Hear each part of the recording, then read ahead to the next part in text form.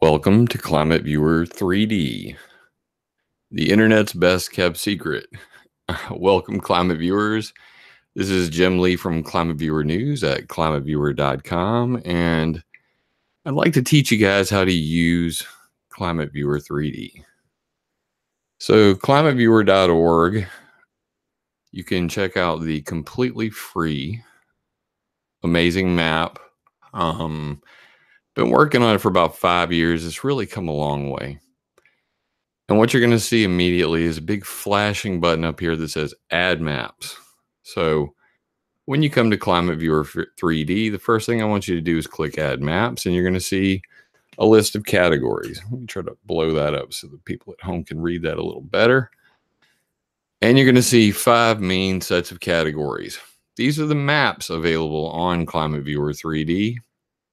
They are live alert maps, live satellite and imagery, ClimateViewer Maps by yours truly, My Reading Mapped by George Stiller, and Base Map Overlays. I want to quickly go over what these mean, how you use them, and let you understand what you do with ClimateViewer 3D. So as I said, you come here, you click Add Maps. I'm going to hit Live Alert Maps, and then we're going to click on Earthquakes, and then we're going to click on USGS Earthquakes. Now, if I just click on the text, you'll see that a preview appears over here on the side, on the sidebar, and I can even read a little bit about it. This is USGS M4.5 plus earthquakes. And of course, M stands for magnitude. So this is magnitude 4.5 or greater earthquakes. And you can see that this comes from the U.S. Geological Survey.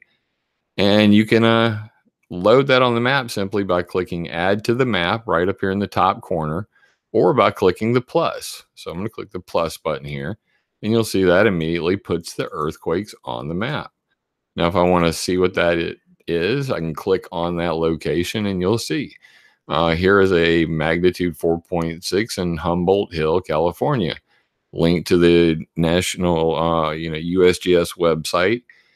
Details on the earthquake there. So that's generally the idea of the way this works. You come over here to add maps. You choose a map, like let's say the local current air quality. So I'm going to click the plus on that, and what you'll see is going to fly me down to the planet here, to the United States, and put up a whole bunch of dots. Now what you'll see is green is obviously good. So Rocky Mountain National Park, Colorado.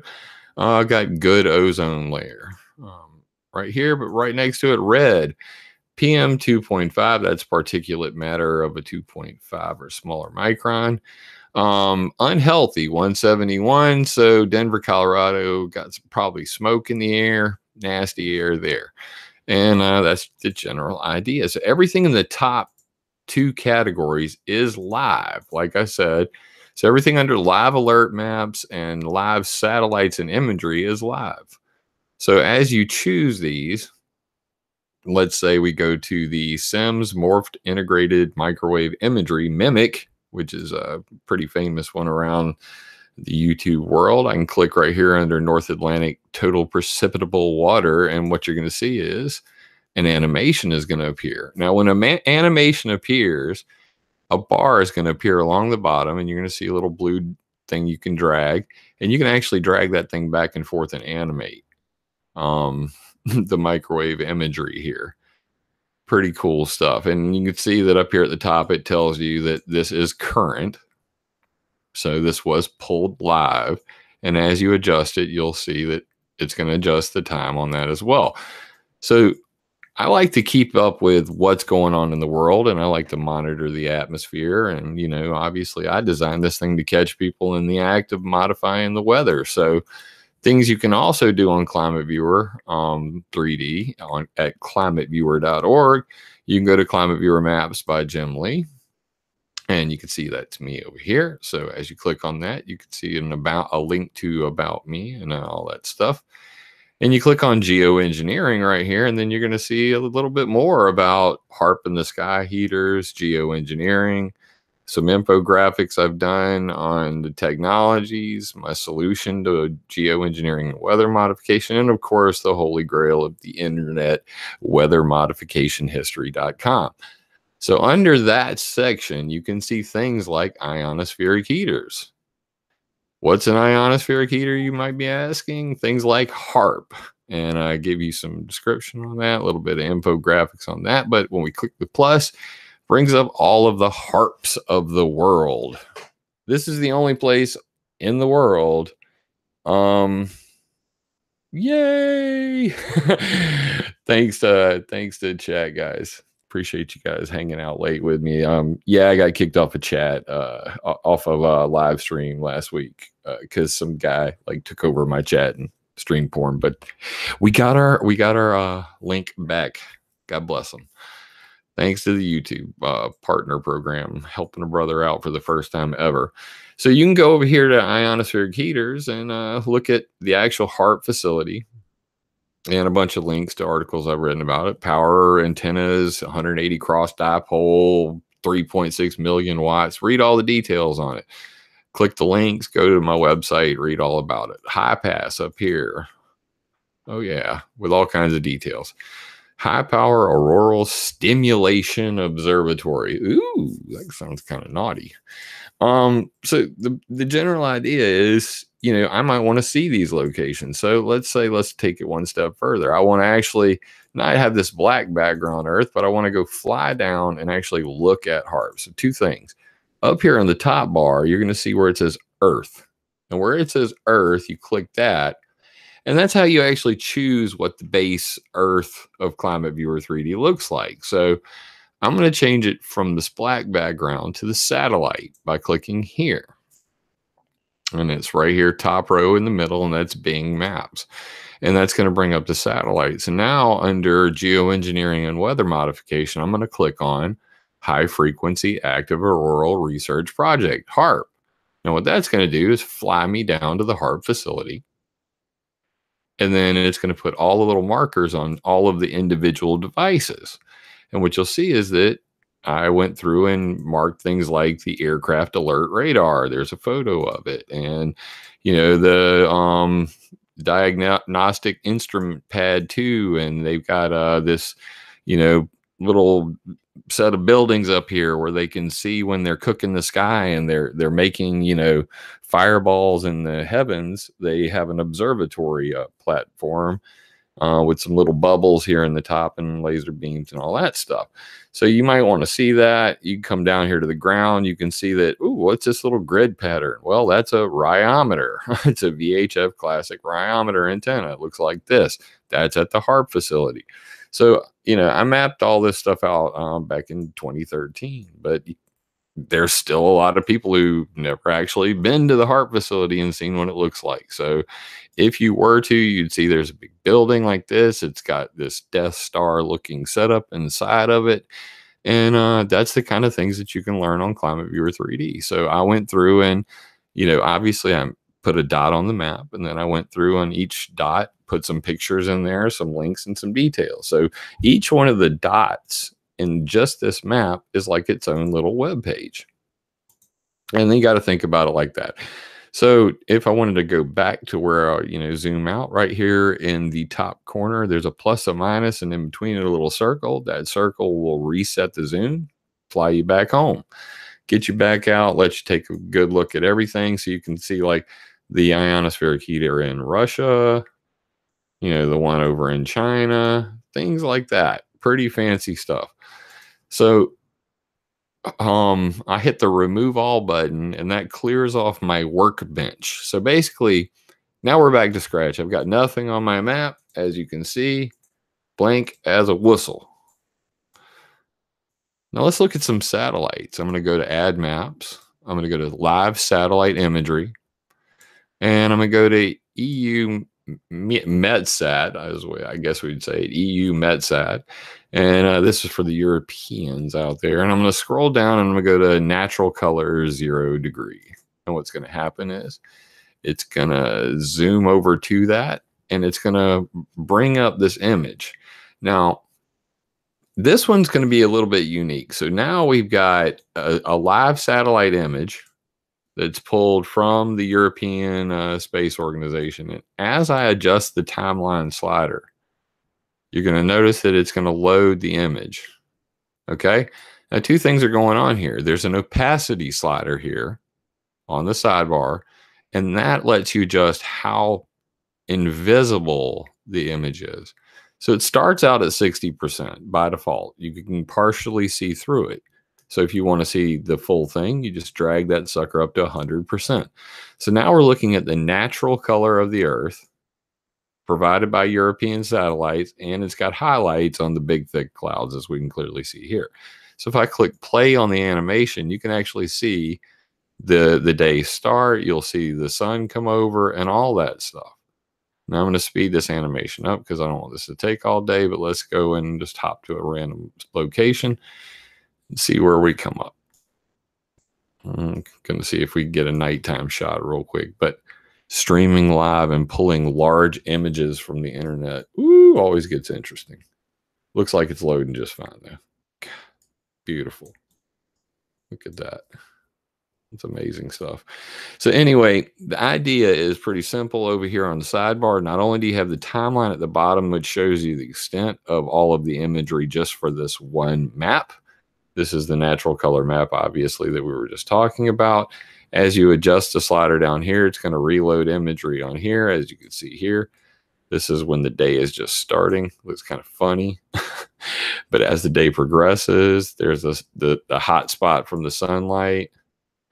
And then you're going to get a dark edge from where, anyway, you get the idea. Over here, you click timeline. It's going to bring up a little box that should, this will make the bottom disappear or reappear. And right here, you can actually see that basically they have imagery for March for a couple days. So you can actually drill down and see that on this particular map, they have all of the images from the 14th to the 22nd, and you can select them over here as well. So a little bit complicated, not too hard to use. For the simple version, you come over here, you just click this little jewel, click plus. It's going to fly you to it. It's going to start the animation. The animation is going to start at the far end, just bring it all the way up to the end. And that's going to be the latest images. If there is not something available, back it up a hair. That'll give you a good shot.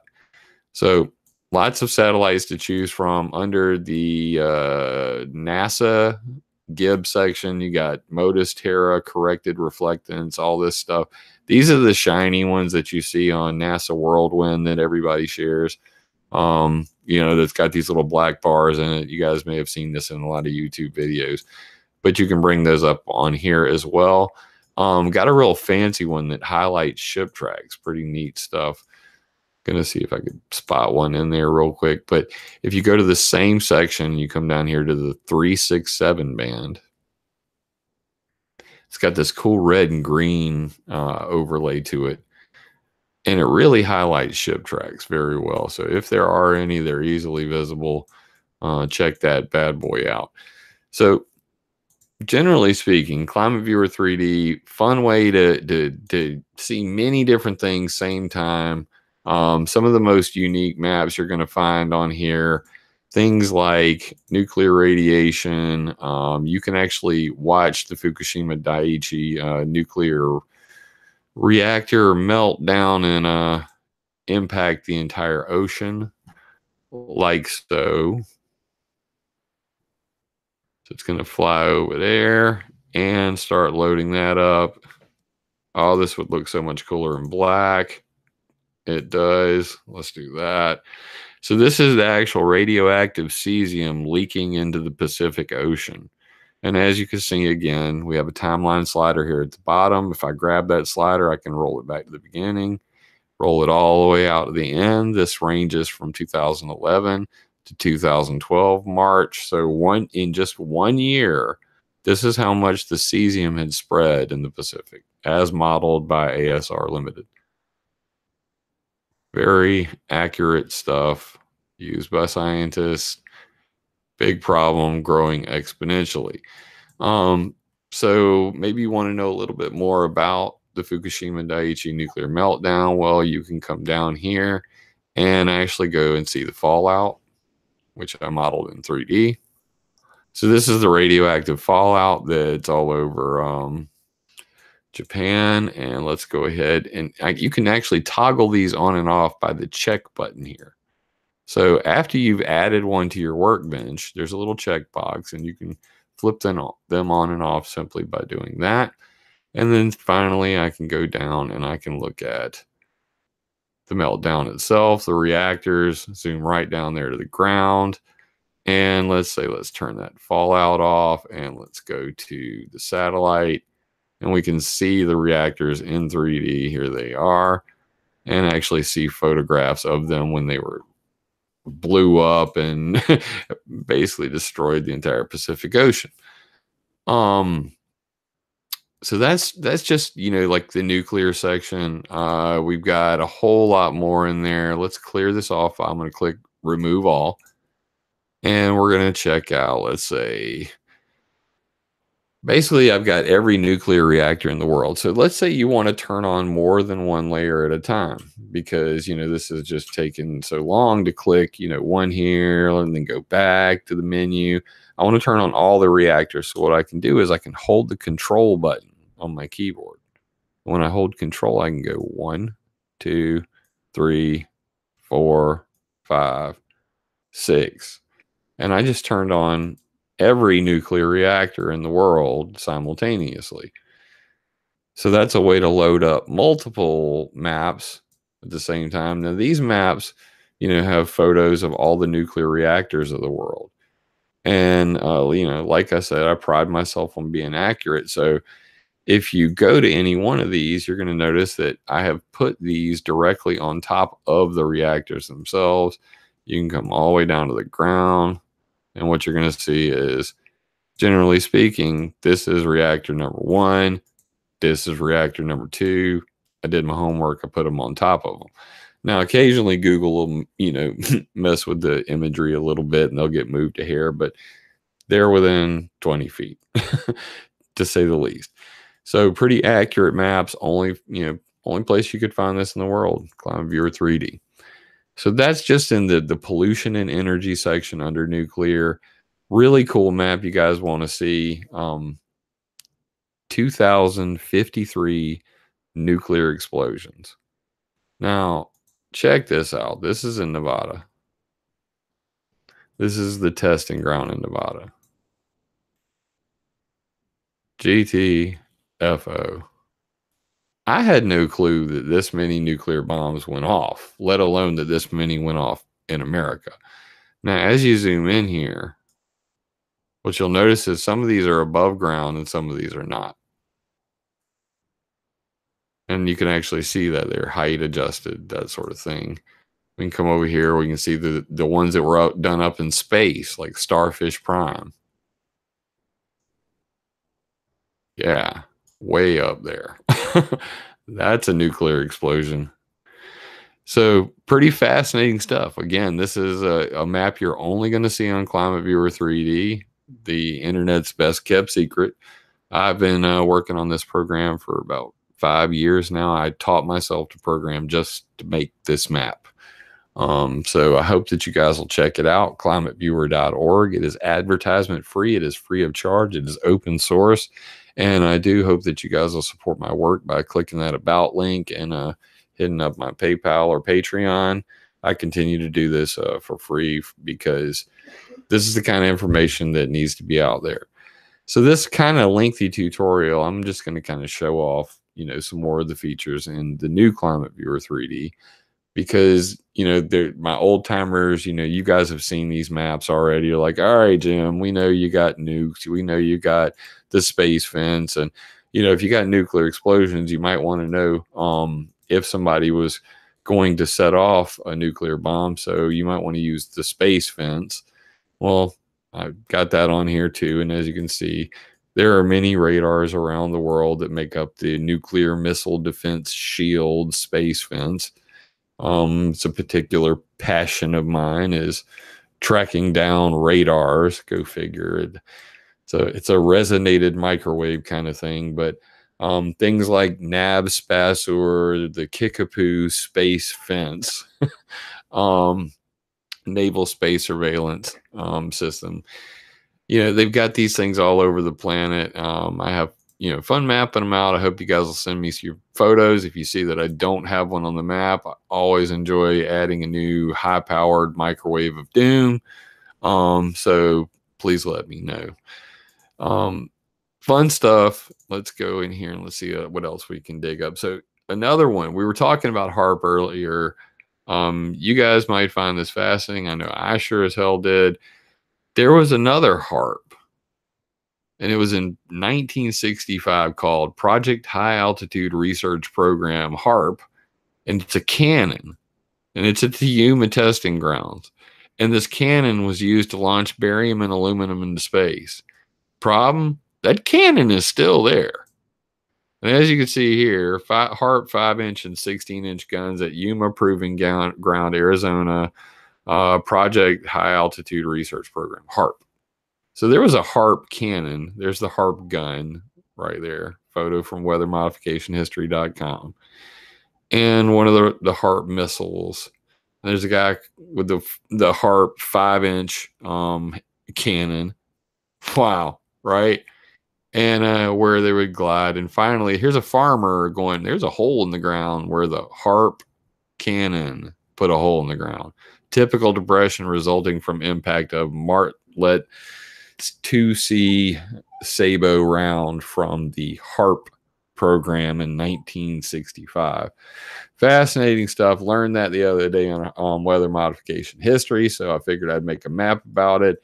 And sure enough, based on the references from 1965, I went and looked on Google Earth, and the damn cannon's still there. So are they still firing the HARP cannon at the Yuma training grounds? I don't know. You tell me. Maybe you guys will be in the area. You know something about it. But, they had a couple cameras located out here, an ionosonde and a radar to watch these experiments. So map those out. More easy to see it in black there. You could see the cameras right there. Pretty cool little map. Just had to throw that one in there. New map, just added it. You guys might think that's fascinating. So I've got a whole bunch of stuff under here, under radars. You can see things like all the laser facilities of the world, ELF and VLF transmitters. This is a real fun one. High-powered microwaves are pretty big concern for me, and you guys aren't going to find a map like this anywhere else. And I'm constantly working on this thing. I've actually really gotten back into mapping recently. It's something I haven't done enough of lately, and I'm going to show you a good example of why. A friend of mine, you guys might know, Billy Hayes, actually worked on this little boy right here. This is called Jim Creek Naval Facility or Transmission Station. So Jim Creek, Washington, call sign NLK. Here's a little map schematic of what's going on here. So basically, there's a valley, and on each side of the valley, there's these huge antennas. And then there's wires that span all the way across. It's 8,700 feet across. And this makes one huge freaking antenna that puts out 1.2 million watts in a very low frequency range. Now, this looks pretty cool in 3D. Check this out. So as you can see, I went and I put a little Google map dot on each of the tower locations, and this is called ELF and VLF antennas visual reference. As you can see here, I just made a little visual. I was having fun. Okay, I'm a dork, I know, but hell, I mean, how cool is that, right? So you can actually come in here and let me get my reference back here and see the actual valley and all of the antennas that line that thing. Pretty fascinating. Power of 3D, power of visualization, pretty impressive stuff. But 1.2 million watt, very low frequency transmitter in Washington State, pretty much near that directed energy weapons testing that's going on with the U.S. Army. But another good example, one of this very famous one, is Harold Holt over here in Australia. Lots of people they confuse this for being a HARP. They often say, "Hey man, have you heard about the HARP and X mouth?" Well, this is actually a very low frequency transmitter as well, and it's got a pretty unique pattern to it. Some people have called it a Star of David. It's a hexagon, whatever. But check this out. So there's the antennas, and you can see that I again made a visual reference for where they are. You hit this up. The photos have been taken down, of course, from the internet. I got one photo of the antenna still up there. I'm going to have to replace these photos. But regardless, 2 million watts. 2 million watts at Harold Holt. Pretty fascinating stuff. So this is under ELF and VLF. Pretty fascinating stuff. Lots of them. I mean, it's amazing. The reason I really got into this is because when you really start to do it, what's the math on all this? I mean, typically these facilities, each one marked by a red square, is in the million watt range. All right.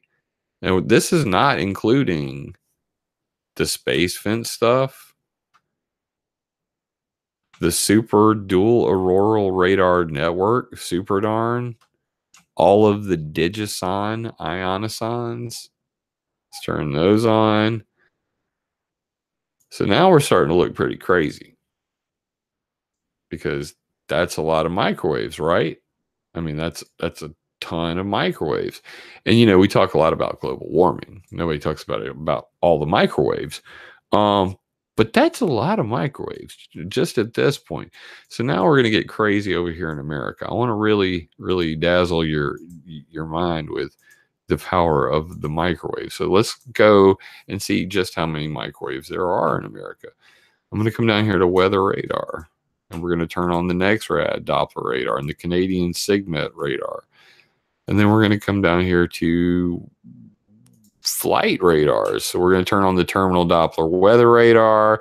We're going to turn on the joint surveillance system radars. I won't turn on the ICAO flight navigation aids because it'll probably break my computer during this.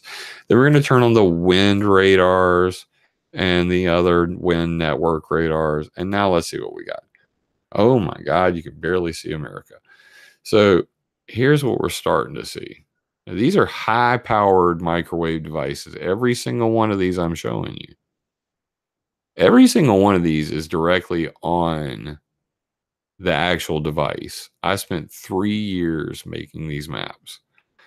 So this is what we're starting to look like just on the high-powered ones. Green circles are NEXRAD radars. Red circles are joint surveillance systems or FAA long-range radars.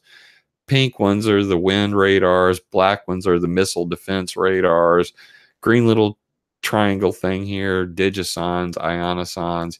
Yellow ones are terminal Doppler weather radars. They're near the airports. We're talking a lot of microwaves, right? Now let's really put the cream on the crop. So I'm going to come down here in the same section, go to other broadcast. Now we're going to come down here to Federal Communications Commission, and we're going to click on cell phone towers. Now, I do not suggest you try this at home unless you got a very healthy PC, but I have just loaded all of those plus the cell phone towers. Now, here's what we're looking at.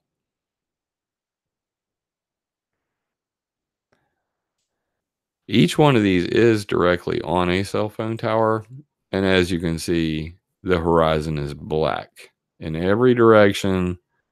This is what America looks like from a microwave perspective on ClimateViewer 3D.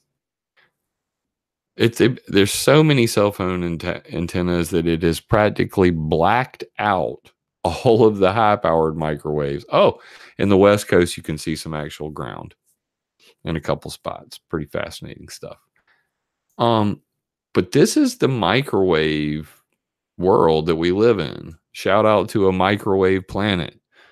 Check out Christopher Fontenot and the boys over there, amicrowavedplanet.com. But we are living in a very microwave planet. It's one of the reasons I created ClimateViewer 3D was to really figure it out myself, how microwave we are. And then you see that there are these bunches. I mean, look at that cluster of cell phone towers right there. Where is that? Let's scroll in there. Oak Ridge, Fort Loudon Lake, Knoxville, Tennessee. Knoxville, Tennessee. Microwave hell. And got a laser facility there. What is that? This is the spatial neutron source. Okay, so interesting stuff. Microwave Planet, and that's available only on ClimateViewer 3D. Something I take pride in is providing you guys with stuff you can't see anywhere else. And this is about the power of visualization. I could tell you all day long about this, but seeing is believing. Now, here's the scary part. This is from the Federal Communications Commission's 2012 database, the cell phone tower thing. Okay. Now, all those cell phone towers that you see there, those cell phone towers only represent about 40% of the actual cell phone towers that are in existence today. And even then, that number might be grossly smaller. So, insane amount of cell phones out there. And of course, the FCC doesn't even have them all documented. Also, under there, you're going to see cloud seeding projects. You can see all of the cloud seeding generators. I'm going to turn them all on at the same time. We're going to fly around real quick in the background here while I do that. Boom, boom, boom, and boom. So these are cloud seeding generators. They are on every year from October to March. They basically spew silver iodide across the country. Looks kind of like this. You got some of these are remote source, got a freaking, what do you call it? Solar panel on it, burning head. Somebody can basically flip a switch on a computer and start modifying the weather. And then this one, grandpa's coming out there to a, butane tank and lighting the fire, and it's burning chips of silver iodide, which go into the air. And as you can see, these are mostly along the Rocky Mountains, West Coast, and they call this snowpack augmentation. So to augment that, you can come down and look at the weather modification reports themselves under U.S. government reports on weather modification. And if you turn those on, you can actually see everywhere they're modifying the weather. 1 second while I load these up. All right, and let's just go with that for now. All right, and see, they pretty much match up with, some of these match up with the actual thing. So you can see that this is the snowpack augmentation thing. Wyoming Weather Modification Pilot Program. Purpose, snowpack augmentation. Paid for by the Wyoming Water Development Office. Operator, Weather Modification Incorporated. So the Wyoming Weather Development Office paid Weather Modification Inc. to do 50 square miles worth of weather modification. And where's that 50 square miles? You're looking at it right there. And how do we know that? Because I got a map, and I got the map right there, and that's how we know. Seeding generators are the orange triangles. Yes, I was that freaking nosy. So weather modification is usually linked to the drought. And the drought is usually linked to things like fracking. So this is not a coincidence. This is kind of the reason I built this thing. It's a way to, see multiple different things and connect their relations. How are these things related? Why is the drought monitor not loading? I mean, I got it. It's partially loaded. It's not loading on me. Gotta love it. Gonna be rude. Yep. We got no image. Ew. Bad drought monitor. Regardless. Oh, then it loaded up. Do you see that? That's so funny. It makes fun of me. There it is. So as you can see here, we're going to go back to black because it's always better to look at. Makes it easier for me to show you guys what's going on. Is that a coincidence? There's all the weather modification. There's the drought. Not a surprise. Now, let's go and see one last factor. I'm going to come over here and I'm going to close all these up. I'm under ClimateViewer Maps by Jim Lee. I'm going to go to pollution and energy. I'm going to go to fossil fuel. And I'm going to go to, where's my fracking America? U.S. fracking chemical database. I'm going to click on that. And give it a second. It's a big file. A very big file. And I think we're loaded. Draw it. Having a little bit of a delay because I'm streaming live and loading very, very large databases. Oh, you can do it. This is the biggest map I got, and I'm really pushing it to the limit trying to load this live. Oh, there we go. So now the fracking wells are loaded up, and I think the picture starts to draw itself pretty clearly. So what do we got? Fracking wells. Where do we got them? Near weather modification. What else do we got? Drought. What do we got? Fracking wells. Are we starting to see the pattern here? I mean, look at this. Fracking wells use up water upstream. Downstream, major drought. Also, weather modification projects. This is connecting the dots 101. This is one of the first major finds that I consistently see, almost always occurs. You go and you look at this and you see all of these fracking wells. You see the severity of the drought. You see that the weather modification projects, they all occur in the same location. That is the purpose of ClimateViewer 3D, and I hope you guys will really dig in and be nosy. It's as simple as clicking the Add Maps button and digging in. Click the plus button here or up here in the top corner. Click Add to Map on any one of these. It'll show you some pretty fascinating stuff. Many of these maps you're not going to find anywhere else on the planet.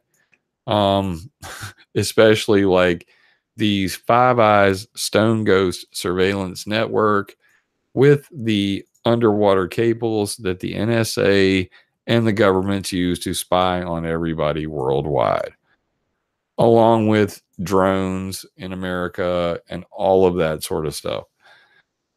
So guys, ClimateViewer 3D, new version. I'm always refining this thing. Hit up the about button and email me, jim@climateviewer.com. Leave me a message in the details of this video. Let me know what you think. Do you like the new version? What do you like about it? What do you hate about it? I'm always revising it. New thing up here, the share button will actually share your current position.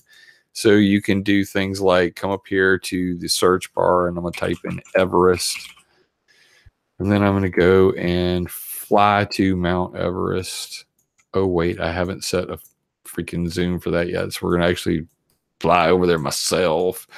And then I'm going to go and I'm going to look at it in 3D. Ooh, well, I can't really see the mountain in black, can I? So I'm going to turn this on.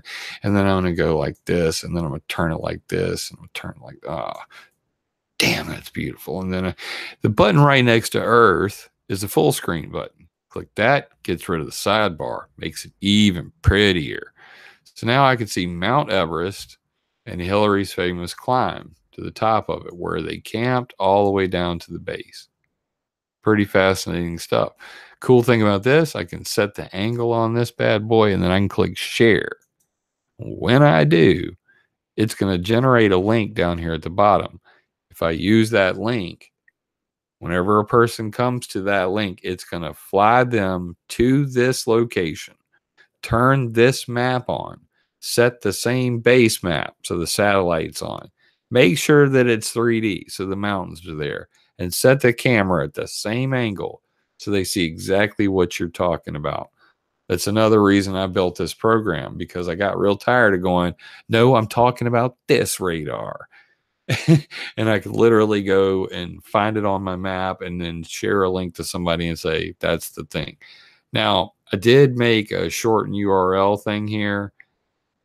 I'm not totally sure if it's going to work yet. I just put it in yesterday-ish, but you click that, it gives you a short URL. I wouldn't rely on that too much yet. I think it's got a bug, but regardless, it does have a short URL.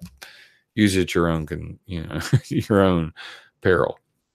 Finally, there's an advanced and a chat button. Chat button's pretty similar. You click on chat, it's going to pop up the chat window. You guys can join that.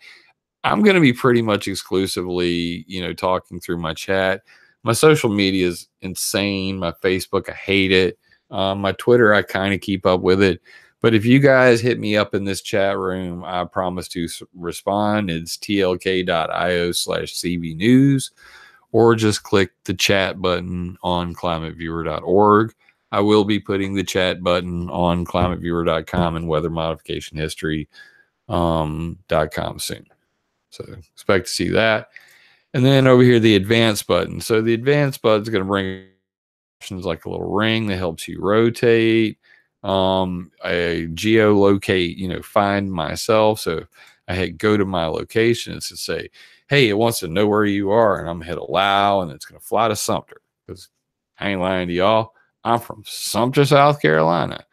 So it flies me over to Sumter, South Carolina. Then you get the split view window. I'll probably cover that in another tutorial, but it allows you to actually compare two sides of the screen.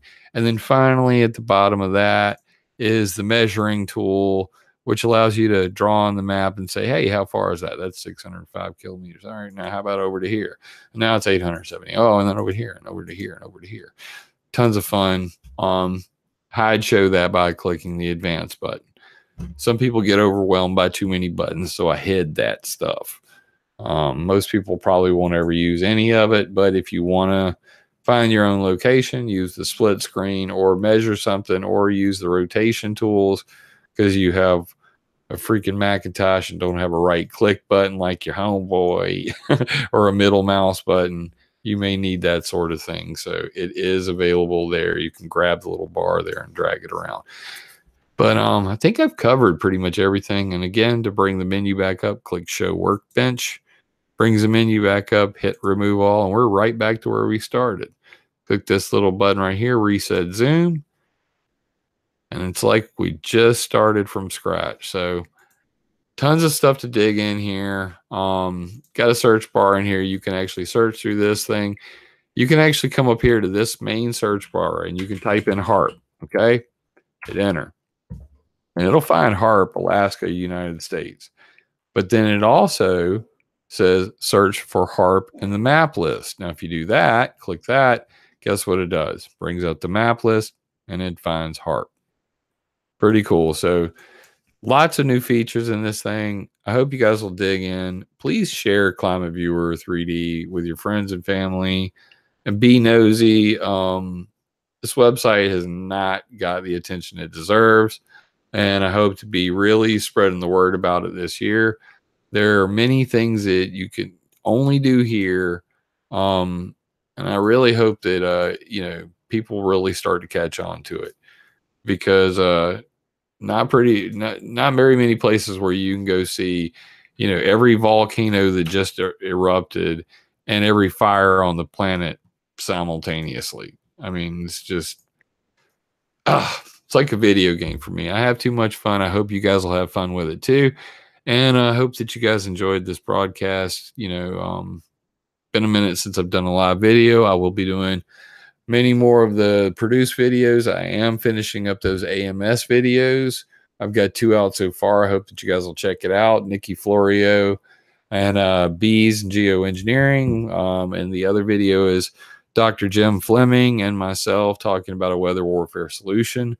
I highly suggest you guys check those videos out. They're on my YouTube channel. Jim Lee Climate Viewer. Just check me out. Please subscribe. And my neck is, TJ, my neck is improving, just for those guys that are wondering. had a consult with the doctor. Basically, I've decided, that, well, we've jointly decided I'm going off my medication for my thyroid, and some of the swelling has dissipated. So I am getting, much better. I mean, I feel much better. And I'm trying to really handle this through diet and meditation. So I'm trying to keep my mind as sane as possible. And in order to do that, I'm avoiding the social media as much as possible because people drive me freaking crazy, baby. Um, but I find my passion in things like ClimateViewer 3D. So my passion for mapping, is probably right there at the top, and then comes the geoengineering and weather modification research, things like that. So I'm gonna, kind of spend some time doing a little bit of what I love and mix that with the hard work, stuff like editing AMS videos and getting them out there and getting the world changed with this Environmental Modification Accountability Act. I definitely want to get that thing going as soon as possible. So, if you guys can at all possible support that, it is at climateviewer.com/nmod.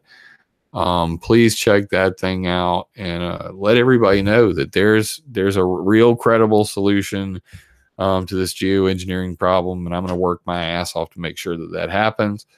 You know, and I do appreciate everybody in chat for hanging out. Let me just look through this real quick, make sure there weren't any other questions down here at the end. Yeah, it's super fast rendering. Dude, I've got a pretty fast computer. I run a Core i7 6-core, 16 gig of RAM, and I got a GeForce GTX 980, which isn't the fastest video card on the planet, but it's certainly faster than most people have. For best experience, of course, if you're a gamer out there, you're going to have a 3D video card and it's going to be smoking fast. Some of the older PCs that don't have that, you don't really have to fret because what the hell is going on here? Let me get out of this full screen real quick. If you don't have full 3D support, the thing that this one's supposed to do, this new version, is it will switch to a 2D flat mode like this. So if you're either a flat earther or you don't have 3D support, there is a very flat version of the world available now on ClimateViewer 3D. Yeah, and just for the record, nobody hacked me the other day. I've not been hacked in 9 damn years of doing this stuff ever. And I don't intend on that happening today or in the future. What happened during the Google Live Hangout was I posted a link to invite anybody from the chat to join the show. What I did not know was that Google has a known exploit, which isn't even really an exploit. They designed it that way, that if somebody joins your Hangout with you, and they do it through a third-party chat room, or if they go to Google Plus and they do a certain thing, that they can join my Hangout and then kick me from my own Hangout and then ban me from returning to the Hangout. So for that one live show, for that one Hangout session, the dude was able to eject me from the leadership position, the guy running the damn show, and then continue the broadcast. That's why Google gave me my strike back. That's why, it's an old school gamer move, dude. It's like IRC op. They used to call it Chan kick ban. You go in there and +O, plus mode +O. I'm now the operator of channel, /K/B. Just start kicking everybody out. I've now shut down your IRC channel. Same new technology, but same old tactic. Nobody hacked me. It was because I thought that, I could still control my Hangout like you used to back in the day. You could just have anybody in, and if they act stupid, you hit the mute button. If they continue to act stupid, you kick them out of your Hangout.